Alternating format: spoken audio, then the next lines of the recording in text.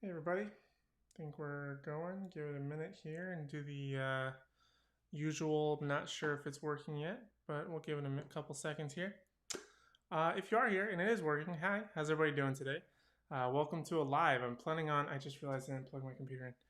Yeah, so we'll figure that out. Hopefully, we'll have enough battery. Don't worry about it. Hey, how's everybody doing today? Yay, Paxmas, what's up, man? He's in the live today.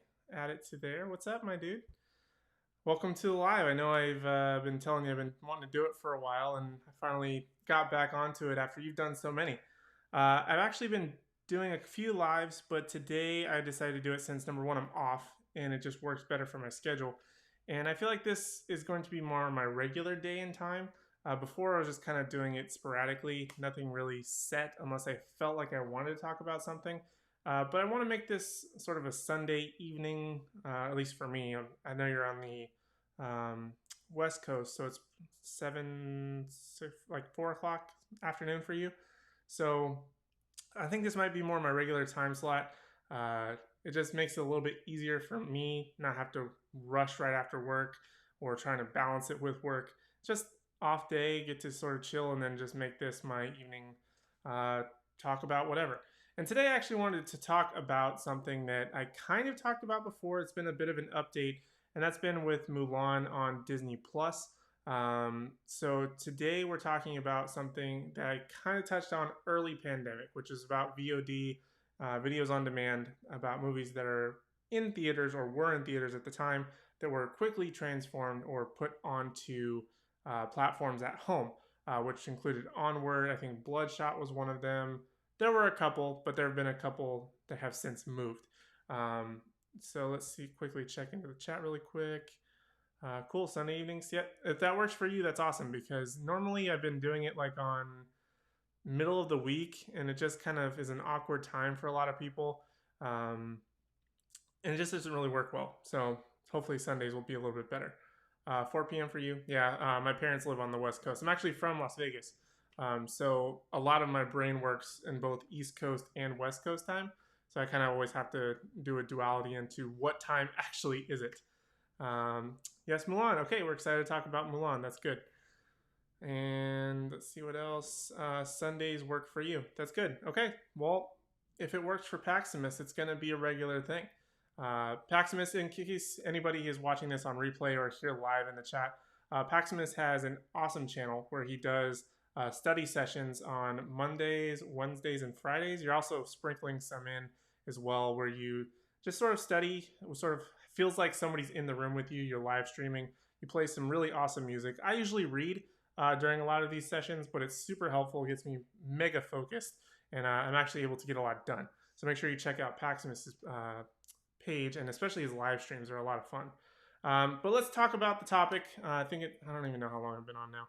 Like 3 minutes. Okay, so 3 minutes. Let's get into the actual topic of the video, which is going to be Mulan. So Disney Plus decided to, or Disney, I guess, decided to not release it in theaters because of this pandemic. It kept getting pushed back, like a lot of the movies that are those big releases. Tenet's been one. Mulan, obviously, has been a big one for Disney.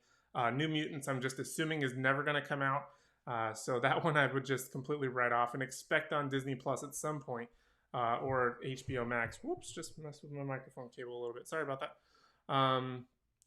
And so Disney Plus decided, or Disney decided, that they're going to put Mulan onto Disney Plus, which, if you are a member, which I am, I only pay for the base one, which is $6.99 a month. There are other options where you can bundle it with ESPN and Hulu, which is more expensive. But they decided that on September the 4th, they are going to put Mulan available on Disney Plus for $29.99. Now, what that means is that you're not going to be purchasing or renting the movie per se. You're more unlocking it on their platform. It will be available, but you're unlocking it for $30 to watch it as of September the 4th. So you can watch it as long as you have a subscription to Disney Plus. You'll be able to watch it for essentially forever. But what's interesting about that is they're still, at least from what I've read, they're still planning on making Mulan, even though it's available for $30, at some point a little bit down the road, Disney Plus members are already going to be able to have access to it at some point, and as long as you're a Disney Plus member, you're going to be able to watch and download their content. So it really comes down to how badly do you want to watch Mulan. For me, is it interesting? Sure, but number one, it's pricey, and I see Paximus is in here. Um, I 100% agree. It is certainly pricey. You're already paying at the minimum $7, so you're not really paying $30 for this movie. You're paying $37, so you're more upping the cost than anything else. And they are going to be. It's just it hits the wallet a little bit hard there, and so I totally agree that it's not probably going to be worth it. Um, let's see, Archer's in here. What's up, man? Not that badly. I'm guessing you're talking about you don't want to watch it that badly. I certainly don't. So the reason why I don't really want to watch it that badly is you kind of have to consider that this Mulan is going to be more, I guess, historically accurate compared to a lot of what their live action remakes have been, like Beauty and the Beast, Lion King, which I still haven't even seen that one. But there's no like music whatsoever from what I can tell in this movie. There's no Mushu, which is one of the best characters of the cartoon version. The main sort of love interest and story is completely gone. So I don't even know what this movie's going to be. It's not going to be a live action remake of the original. It's just taking that same property and obviously making it live action, but it's not the same movie. So you don't really know what you're going to get, which I guess kind of is the same with any movie you go to the theater to see. But the fact that you're paying $30 for a one-time thing, it seems a little bit much. I think that they had a better model with Onward, where it was in theaters for I want to say about 2 weeks, 3 weeks, maybe a month before they moved it because of the pandemic and theaters closing into their online platform, which was great. I think you could purchase it for 20, and then like 2 or 3 weeks later, literally, it became available on the platform for anyone who had a subscription to watch it. That method makes a lot more sense. If you did want that early access, sure, pay the $20, but upping it to 30, and we don't really have a decisive date as to when it's going to be available for standard Disney Plus members, just kind of doesn't make a whole lot of sense. I feel like it's more of a cash grab, trying to make our money back after spending so much on this movie. We have to figure out a way, how are we going to get some revenue back from this, other than just the people paying the $7 per month to this platform. And again, I think that the Onward did it better. Number one, it was cheaper. And number two, it just made a lot more sense overall in terms of how you're going to draw people to your platform. Also, on another note, I think they announced, Disney did, that they hit the number of subscribers that they had planned to hit within about 2 years, in a total of about 8 months. That was like 50 million subscribers or something like that, just because of this pandemic. You already have the money in your pocket. They've probably already made this Mulan money that they're trying to make right there, but because the parks are closed, because people aren't purchasing some of those like snack and food items maybe at the parks, they're offsourcing that and making us pay more for their movies because we can't go to the theaters, we can't spend time in their parks, we can't purchase a Mickey pretzel and whatever other souvenirs we may need unless it's on like a Disney Shop Disney, whatever their platform is for store merchandise. And I get it, there's a lot of Disney people out there, but I think the price is just way too steep for what they are expecting their fans to do. And I know a lot of Disney fans will shell out the $30, but to me, it's just totally not worth it. Let's go back over here to the comments really quick. Paximus, pricey, but I would consider it. Yeah, I think it's going to come down to how big of a Disney fan are you? Because there are plenty of Disney adults or even just people that have kids that love Disney movies. But if you think about Disney Plus, the platform, you already have access to essentially the entire library of Disney, from actually beyond that, because they've recently started adding the X-Men movies. I just recently saw X-Men 2000, the first one. I think it was 2000, 2001, something like that. Just released on the platform. They have X-Men Apocalypse. They have Fan 4 Stick on there. They have all these other platforms, other movies that they're acquiring and putting on their platform, you could spend years watching all of that. And in that meantime, they could upload Mulan in a couple of months or whatever it may be. You'll save yourself $30 because you're already spending seven or more, and it's just going to get you to pay as to how quickly do you want to see this, how much I guess in the conversation do you want to be. Do you want to have that FOMO of missing Mulan, or do you want to be able to watch it and talk about it online with you guys? I guess I don't really know what their plan is. Let's see what else. Yeah, just because you like Disney movies. Exactly. They're going to have all the Disney people in their pocket. Heard Mushu isn't in it. Yeah. Their decisions with a lot of Mulan, and this happens to be my wife's favorite Disney movie, Disney princess movie, I guess. So the fact that I'm most likely going to see it, but do I want to shell out for a movie that is going to be completely different? I'm not. They're not getting me on nostalgia. It's basically just the name of Mulan and just like the story of this girl who goes to fight in war. But like the villains aren't the same, the characters aren't the same. The only thing it really shares in common is Mulan, which kind of makes me think it's not a property that maybe they believe wholeheartedly in, or they were just trying to go extremely historically accurate. I'm not entirely sure. Hitting Hey Archer with bruh. Haven't been on the income stream in a couple days. I was in there yesterday a little bit, but not today. So, saying what's up to Pax, bruh. What? I don't have the audio like you, so it's the what? That insert Hey Archer audio. Oh, I forgot to put up my fancy little things that I had for this whole conversation.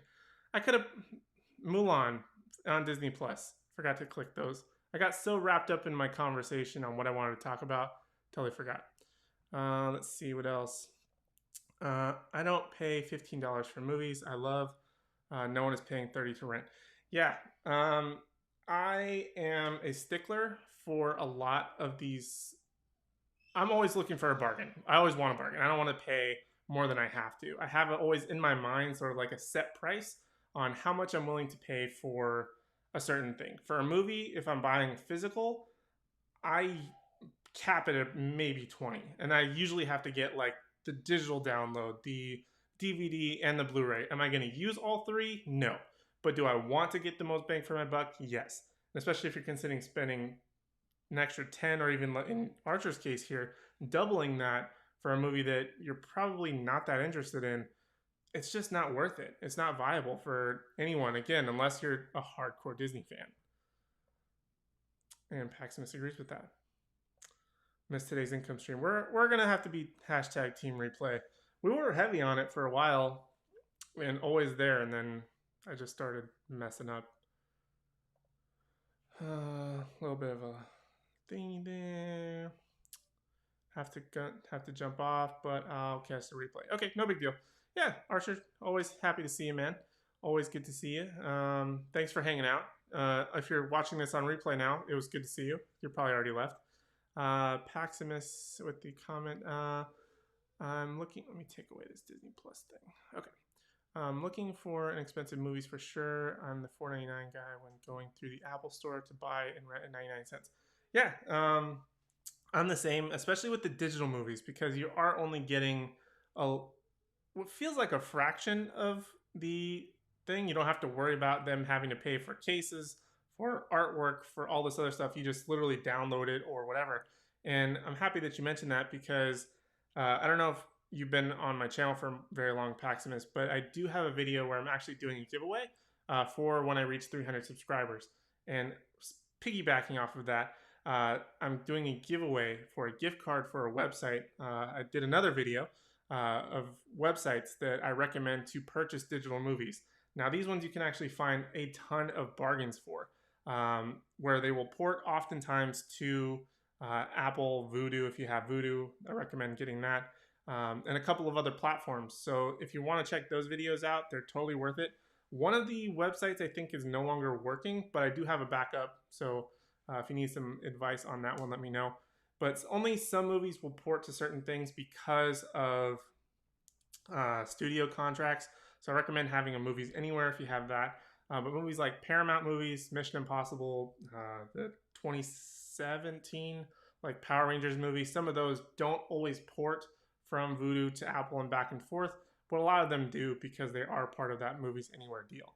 So if you want to check those videos out, I'll try and leave them. I think it's up in this corner, this one later, when I upload this video for anybody who's watching on replay. But I recommend checking out those videos if you get a chance. But yeah, and then I wanted to also update on other VOD information, which is AMC and Universal actually came out with a deal. They had a big beef because of the Trolls World Tour, which is a movie I will probably never see in my lifetime because I'm zero interest in it. They had a big beef on when that was coming out to the online platforms and as opposed to the theaters. So essentially they were like broken up for a while type of thing, just some drama, internet drama during this pandemic. And so they were saying like, oh, we're not going to show any Universal movies, which really isn't that big of a hit in my opinion for an AMC because number one, you don't know when your theater is going to be open. So take any business you can get. Don't alienate yourself. But then like a couple weeks ago, they kind of announced that they are more or less back together after whatever breakup they were having. And now when a movie comes out, at least a Universal movie, I don't know about any other deals, but they're going to be more exclusive to AMC in terms of their release, I guess. But on top of that, they only have to stay in theaters for 17 days before they can release it online.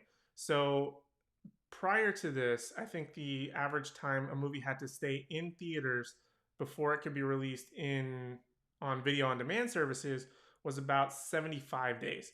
Now it's going to be 17. That's insane. And I think that's what this pandemic has driven is that people are kind of scared to go to places, public places, and being in closed spaces. Paximus, you've talked a bit about this on your channel with being a teacher. A lot of people are scared to go back to the classroom, and people are also scared to go into a movie theater, these enclosed spaces where you're just crammed together. And of course you want to enjoy something, but it's always ruined by people on their cell phones or God knows what else, people talking, people being too loud. And it's just kind of a pain to go to the movie theaters oftentimes. And it's just kind of lost a lot of its luster. Although they can upgrade like some fancy seats and stuff like that, just doesn't bring you that same comfort as at home. So it's just really going to be interesting how that will change. But just the fact that now you only have to wait like 17 days from the time a movie hits theaters until the time they release it on demand, you can watch the newest Fast and Furious movie, which is like one of the biggest franchises in the world, in only a couple weeks if you don't want to more or less take that risk of going to a public theater or being in sort of that public space and trapped in a movie theater. And that always kind of makes me think of, I don't remember the movie. I want to say it was like Outbreak or something like that, where they were like in a movie theater and like there was like this person who coughed and then like it like spreads throughout the movie theater type of thing. That's probably only going to drive further the fear of this type of thing. And I probably just added to that fear by mentioning it. But I always think of that particular scene when I think about like going to the movie theater and what you have the potential of being exposed to. Now, obviously, we have face masks and things like that, and that's a totally different conversation. But just the fact that now you can have access to this media even sooner will make things, yes, more convenient for you, but obviously it's going to hurt movies and the movie business. And then it all comes back to what are you willing to pay, and are these movies going to be available to rent or to purchase? Oftentimes they are more rent versus purchase that I've noticed, but again, it's kind of based on studio to studio preference, where with Onward, it was available to purchase, I think, but it later became available on their own platform, which you were already subscribed to. There were other movies like Bloodshot that you rented, because I think that one was Universal, if I remember correctly. And then I think you had to pay for it again later. I'm not 100% sure because I never bought any of the movies that were on that first release. So I don't really know how it worked out logistically for that. I know it's different for every studio on a studio by studio basis. Let's go back to the comments. Paximus, cool. Check them out. Yeah, for sure. You're gonna save yourself a lot of money. And the thing that I like the most is about a lot of those websites that I was mentioning. You can buy bundles. I got the Men in Black trilogy, just the three, because I wasn't interested in international, on 4K. I think for like $15 or less. Sometimes they run special deals, and you can get. I've usually batch buy type of thing, so I'll get like 6 movies for, I don't know, less than $40 most of the time, and some of them have coupon codes already built into them, so they're worth checking out. Movies Anywhere is amazing. It certainly is, and it makes things super convenient where you can watch a lot of your purchased content across any platform. Oftentimes, I'll buy movies on those websites that I was mentioning, and instead of because they sort of port through Movies Anywhere, a lot of them, I can watch it on my smart TVs with Vudu, or if I have it connected to my Apple TV. It just makes it really seamless to work across all of your devices, and it makes it super convenient. Or if you want to watch it on your phone or whatever. Oh, there's an article about DC Universe. Essentially, they're doing a $4.99 deal with HBO in hopes that you jump in it. But no, they're going to get rid of DC Universe. Then you'll roll over. I don't know. I don't know what HBO is doing. They should just dump DC Universe, in my opinion. It's not worth keeping for anyone. I've had a couple people recommend. I know you recommend Stargirl, which I wanted to watch. I've had a couple people recommend Doom Patrol, which I think Titans just left such a sour taste in my mouth. I'm just not interested in it. But HBO, speaking of which, their model is kind of interesting as well. And then now we're getting a little bit more off topic in terms of video on demand purchasing, but HBO Max is more of a service. But they're doing a rotation versus like Disney's model, which is we're going to keep every Disney movie readily available to you at all times as long as you have a subscription. HBO Max, like Netflix, like Amazon, are doing more of a rotation. So they essentially put up all of their movies and then, or at least the majority of their library that they wanted to have available. And then they started sort of rotating it. So they immediately started taking off, like Justice League. I think Batman versus Superman was one of the ones that went quickly. The Harry Potter movies, I think, were either just recently taken down or about to be taken down. So they're put up this big banner of like, oh, we have all of these things, and then quickly started taking them down and being like, oh, we're going to roll them out kind of thing. Very much like in Netflix, which is kind of inconvenient, but also smart in a way. But Disney, because they can sort of run their own platform with their own produced content, with Mulan, they're just getting 100%. They don't have to worry about the middleman, about advertising, other than obviously their own. They can run their own. They get that immediate transaction back to them. They don't have to worry about having to pay for like theaters advertising it, for people doing all kinds of press work. They don't have to worry about that. They just get 100% of that revenue back. And it's smart, but it's expensive, or at least for the consumer anyway. That's why DC Universe no longer has an annual option.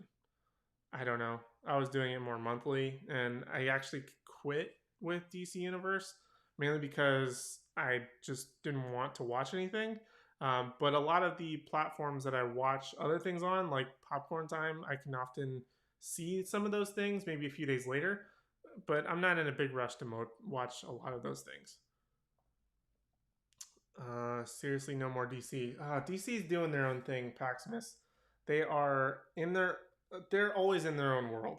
We don't know what they're doing, but they are doing the fandom event, which Archer did a trailer reaction on his last live. I think that was Thursday. I don't know what day it is anymore. Today is Sunday. Yes, today's Sunday. So I think he did his on Thursday. I would actually love to do something about the DC fandom event because there's a lot of different news coming out about it. I know something related to Black Adam.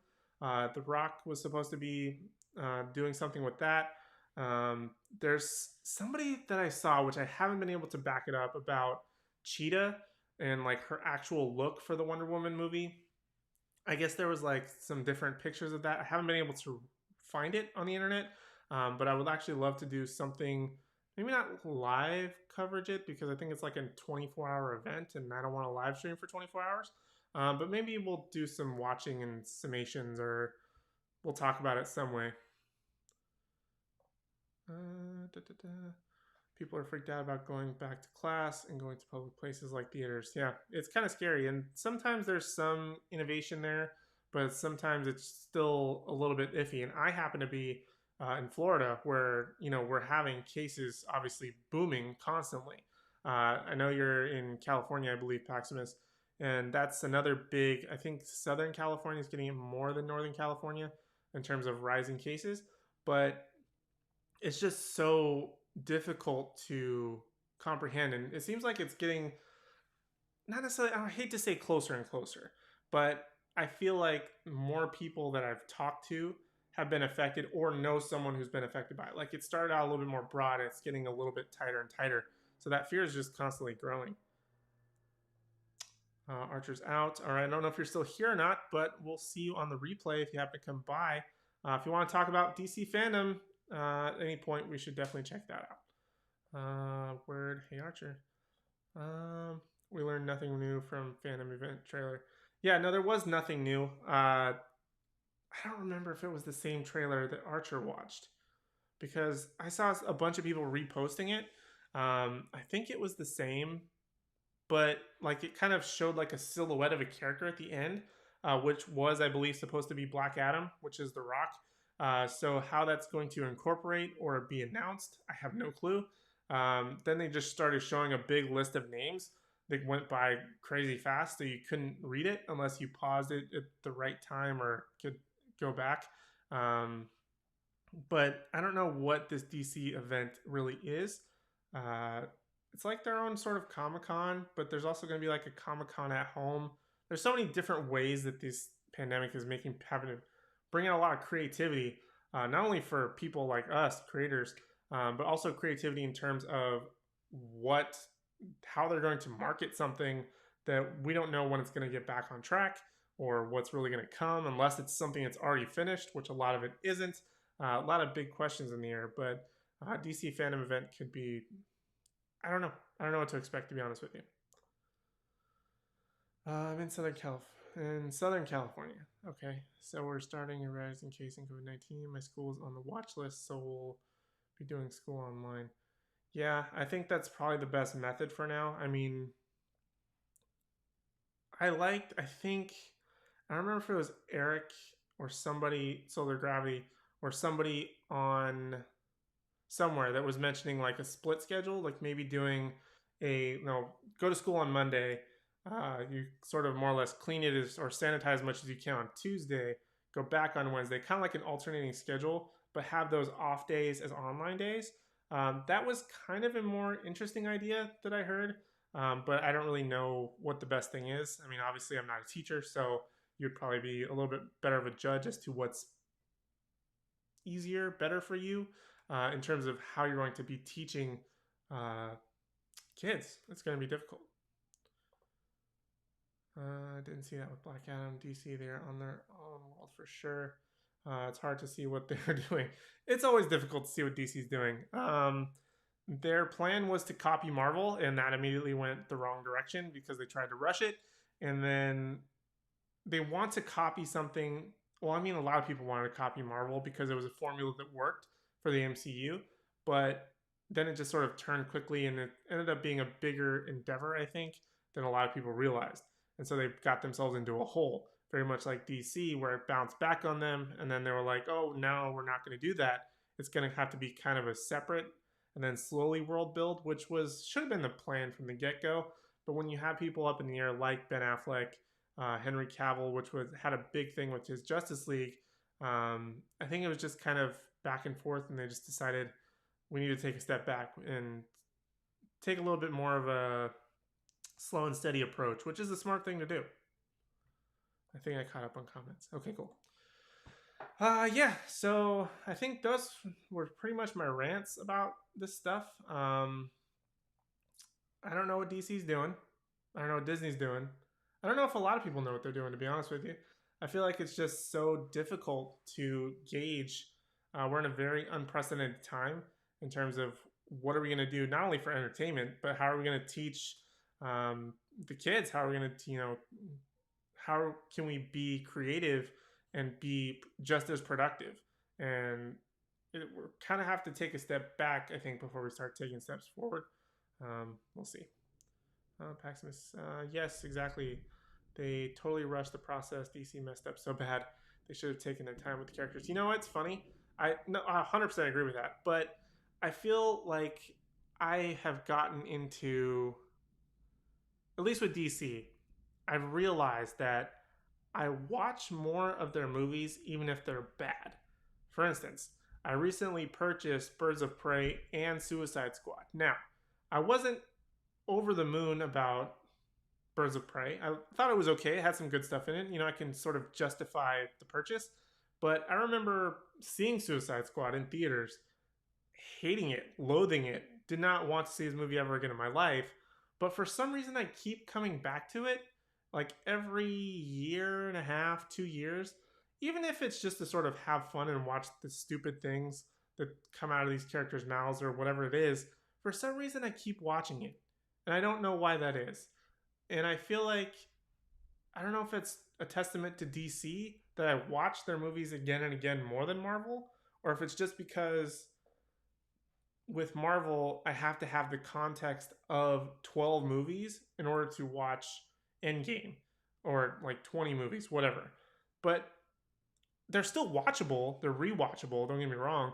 But I think to really have that satisfaction of watching it, you kind of have to go on that journey again. And that's what made that so much fun for Marvel. You had to go on that 20 movie journey or whatever it was in order to get to Endgame. Whereas DC was just sort of a one off. But their one offs work better, I think, than Marvel's because Marvel built that mound or pyramid into leveling up to getting to a certain point. Whereas DC, those one offs just work better. But when they tried to rush it, it just didn't work at all. Birds of Prey, haven't seen it yet. Keep going back to Suicide Squad 2. Yeah, I don't know what it is. It's a terrible movie, but I love to watch it, and I don't know why. Birds of Prey, I thought was really good. I recommend checking it out for sure. And if you like Deadpool and Harley Quinn's version of it, I think that's the best way to describe it. It's totally worth a watch. I still recommend watching it no matter whether you're a fan of a lot of what Suicide Squad was. Still worth checking out. But I think that's the best way to describe Birds of Prey is Harley Quinn's version of Deadpool. A true DC fan because of the characters. My favorite Superman. I am DC diehard till the end for sure. My favorite character, I'm always gonna say Batman's my favorite, but if I had to choose, I love DC characters so much though. I have a love-hate thing with Superman. Like I feel like it's so good, but sometimes it can get a little bit too full of itself, if that makes sense. But I just saw your comment, your second next one here. Cavill is my favorite Superman. I 100% agree with that. I think that Christopher Reeve was the quintessential in terms of like what the character was, but at that time. But Henry Cavill, I think, is the best. I think Henry Cavill's the best anything. I mean, have you seen that guy do stuff? He's the best, like, dude in general. He's the best, like, he does great in The Witcher, if you've seen that. He's a great Superman. He's great in Mission Impossible. If you ever seen a movie called Man from U.N.C.L.E., that one's actually really good. So haven't seen it in a really long time, but he did a movie called Immortals before he got really big. That one was really good. Henry Cavill, I just love Henry Cavill's stuff. He's awesome in general. I know it's controversial to say because of Christopher Reeve being a fantastic Superman. It helps if I probably read the rest of that comment. But yeah, just basically what I said. I agree. He's an amazing actor in person. He is. I think Henry Cavill's my man crush, honestly. If I had to pick anybody, Henry Cavill. And I made a bet with my wife that I have to try and get as physically fit as Henry Cavill by his age now, which is like 37. So I've got like 7-ish years, 8-ish years to do it. So I'm kind of pacing it out. I'll get there. I can start like 5 years out, 3 years out, and maybe get to that point. But hopefully it'll be on the docket and I'll win some money with that bet. Guilty, me too. Yeah, love Henry Cavill, absolutely. My man crush for life, or at least for now. Probably for life. I mean, that man's just adorable. Even if you take it out of, he's just like too, like, if he's not your style, if you just watch him in an interview, I mean, he's one of the coolest guys ever. I'll start exercising tomorrow. Exactly. I can start in. I honestly figure if I start now, maybe I'll beat the goal and maybe I'll get my money sooner. But then if we stick to that 7-year goal or whatever it is, then maybe I'll miss it, or I can wait a little bit closer and I'll mix it out. I don't know. It's weird. Very considerate. Yes, he is extremely, and he's super adorable. There's just nothing wrong with that man. He's awesome in just about every case. He is the embodiment, I think, of what Clark Kent and Superman should be or would be. He just happens to be English, but he is exactly what that character and that he's the embodiment of that. And I think that's what's so awesome about it, is he's so wholesome. He literally named his dog Cal after Kal-El from Superman. He roots for the Kansas City Chiefs because of Superman being from Kansas. He's a huge rugby fan. He's a massive nerd. He plays World of Warcraft. We watched him build a computer on Archer's channel. And so, I mean, he's just all around an amazing person. And I know this is completely off topic from what the topic of the video was. So do apologize for that. But sometimes that's what happens. Sometimes we'll start talking about one thing and then the chat, as Archer knows, when he comes back or watches this on replay, it just takes on a mind of its own, a world of its own. And just ends up being a whole new conversation. So yeah, I think that's pretty much all I have for now. I'll check the comments one more time. I think he is the true rep of what Superman should look and act like, even close to comics. And yeah, great guy. 100% agree. So yeah, Mulan. Final thoughts. Let's get on some final thoughts and then we'll end it, because I think I've pretty much said my piece on it. Final thoughts on Mulan. It's a cash grab to me. Do I want to watch it? Yes. Am I going to spend $30 September 4th? No. I will wait as a standard Disney Plus subscriber. Just continue to enjoy the cartoon if I feel like watching Mulan.